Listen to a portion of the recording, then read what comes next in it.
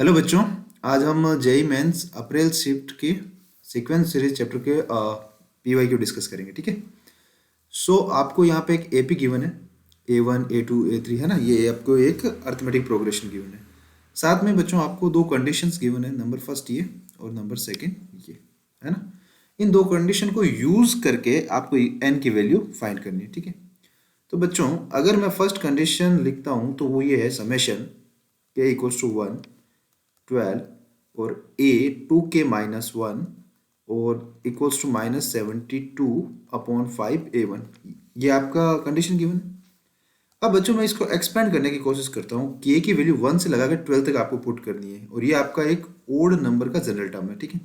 तो जब आप 1 पुट करेंगे तो आपको a1 मिलेगा, जब आप 2 पुट करेंगे तो a3 मिलेगा, ऐसे A5 और A जोन ऐसे चलते जाएंगे तो आप लास्ट में 12 पुट करेंगे तो 12 टू 24 में से 1 सब्ट्रैक्ट होगा तो 23, तो आपको A23 मिलेगा जो कि -72/5 A1 है। अब देखिए बच्चों, कई बच्चे मिस्टेक करते हैं कि इस वाले A1 को और इस वाले A1 को एक ही साइड में लेके सोल्व कर देते हैं, जो कि हमको नहीं करना है। आप ऑब्जर्व कीजिए, ये एक नई एपी बन गई, ये वाली है ना, ये एक नई एपी बन गई।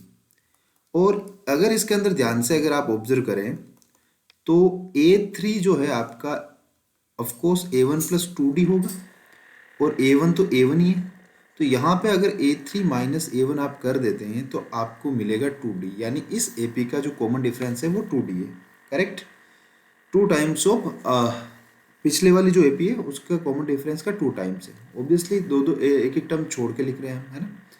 तो इसका जब आप सम निकालेंगे तो ये टर्म्स जो है आपकी 12 है। आप यहाँ पे n की जगह 23 पुट मत कीजिएगा क्योंकि आपने k की वैल्यू 1 से 12 ली है तो 12 ही रहेगा। 12/2 2a1 प्लस जब आप 12 माइनस 1 करेंगे तो यहाँ पे 11 हो जाएगा और d की वैल्यू ऑब्वियसली 2 है ही है। करेक्ट।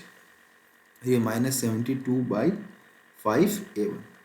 तो बच्चों आप देखिए कि इस 2 से ये 2 2 और ये 2 कैंसिल आउट हो गया और इस 12 से ये 72 कैंसिल आउट हो गया और 6 टाइम हो गया। करेक्ट। तो रिमेनिंग पार्ट क्या है बच्चों, हमारे पास A1 प्लस 11D और माइनस का 6/5 A1। अब मैं काम करता हूँ, इस 5 को इधर ले आता हूँ बच्चों, तो ये 5 times of A1 plus 11D हो जाएगा और ये -6 टाइम्स ऑफ A1 हो जाएगा। राइट। ये बन गया आपका 5 टाइम्स ऑफ A1 और प्लस 55D। ठीक है, -6 A1।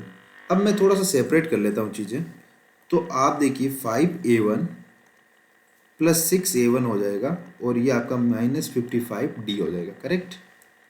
तो ये हो गया आपका 11A1 और माइनस का 55D। इट मीन्स बच्चों आपको A1 की जो वैल्यू मिल गई है वो -5D मिल गई। करेक्ट। इस कंडीशन को हम यूज़ कर लेंगे। कैसे यूज़ कर लेंगे, तो आपको देखिए एक सेकंड कंडीशन ये और मिली हुई है। अगर आप इसको ओपन करते हैं तो आपको मिलेगा A1 plus A2 plus A3 plus A zone चलूँ तो AN तक जो है आपका ये सम है, इसका मीन ये है इक्वल्स टू ये हो जाएगा 0। ठीक है। ये जो है इस सब का SN क्या होगा, n/2 2A1 प्लस n-1 और D। करेक्ट, जो कि 0 के इक्वल है। ठीक है। यहाँ पे 2A1 प्लस n-1 और D आपको इक्वल टू 0 हो जाएगा ना। बच्चों हम एक काम करते हैं, 2A1 okay 2A1 plus n-1D, ये हमारे पास ये आ गया है, यानी मैंने पिछले वाली लाइन ही वापस यहाँ पे लिख दी, कोई ज़्यादा चेंजेस नहीं किए। ठीक है। 2A1 ये वाली जो A1 की कंडीशन है यहाँ पे सब्स्टिट्यूट कर देते हैं तो ये हो जाएगा -5D प्लस n-1 और ये आपका D इक्वल्स टू 0। तो बच्चों ये हो गया आपका -10D प्लस n-1। अब आप समझ सकते हैं कि आप D कॉमन ले लीजिए, D जैसे ही कॉमन लेंगे अंदर बचेगा -10 प्लस n-1। करेक्ट।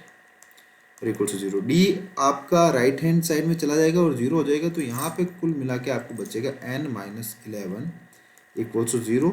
और इसको मैं जैसे सिंप्लीफाई करता हूँ तो n की वैल्यू 11 आती। क्या आती, यानी कि इस एपी के अंदर आपके पास 11 टर्म्स होंगे।